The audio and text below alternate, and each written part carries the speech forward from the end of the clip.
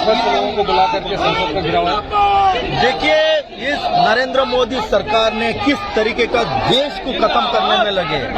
आप देख सकते हैं, आज भारतीय युवा कांग्रेस के तरफ से संसद घेराव करने के लिए हमने घोषित किया।